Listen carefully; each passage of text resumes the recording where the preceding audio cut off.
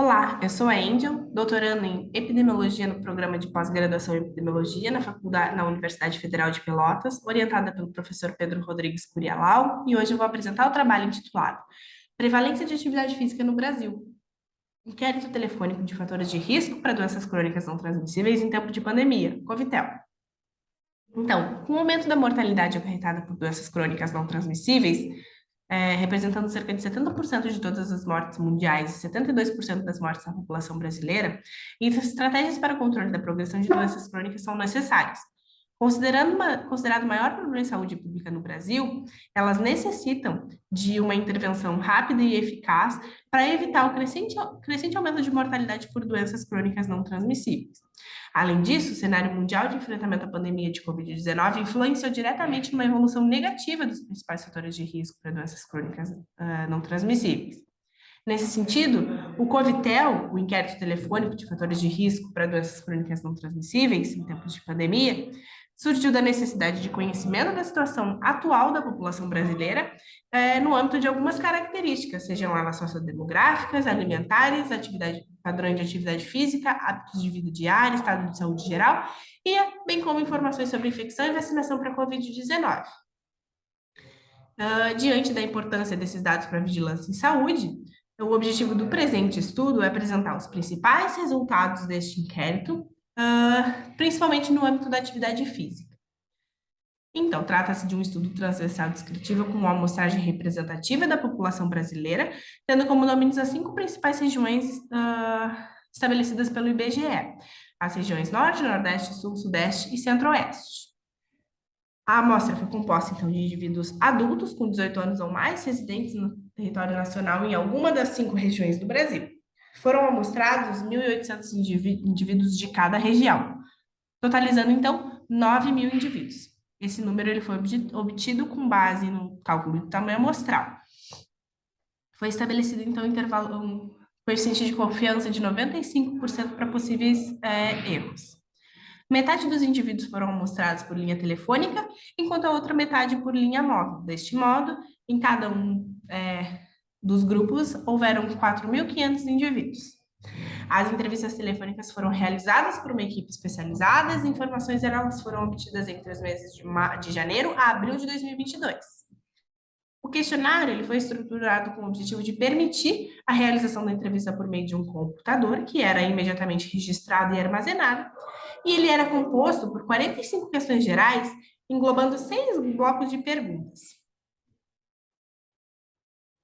Diante disso, desses 6 blocos de perguntas, eram então criados indicadores com base em algumas informações.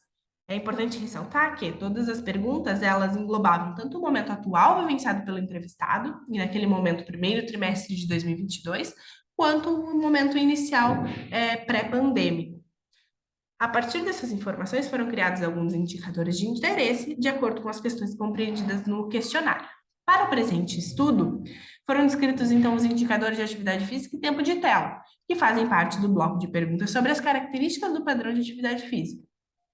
E os indicadores são prevalência de atividade física suficiente no lazer, prevalência de inatividade física e prevalência de tempo excessivo de tela. As análises de dados elas foram essencialmente descritivas e realizadas utilizando um pacote estatístico Stata, versão 17.0. Quanto aos resultados, foram então entrevistadas 9.004 pessoas, as quais estavam descritas abaixo. Essa descrição não leva em conta a ponderação para as estimativas populacionais, e sim a amostra, representa a amostra estudada. Na amostra geral, houveram 58,2% dos entrevistados do sexo feminino, sendo que por telefone fixo foram 65,1% e por celular 51,2%. Pessoas com 65 anos ou mais corresponderam a 18,4% na amostra geral, porém quase um terço da amostra por telefone fixo tinha 65 anos ou mais. A maior parte dos entrevistados referiu cor de pele preta ou parda, tanto na amostra geral quanto por tipo de telefone. A escolaridade também foi referida, representando quase 40% no geral e pouco menos no telefone fixo. Mais da metade da amostra referiu trabalhar em ambos os períodos considerados pelo estudo. A figura 1 apresenta as prevalências de atividade física suficiente no lazer, inatividade física e tempo de tela no país para o período anterior à pandemia e no primeiro trimestre de 2022. Observa-se que, quanto à prática de mais de 150 minutos de atividade física semanal no lazer, houve uma redução de cerca de um terço, de 38,6% para 24,2%.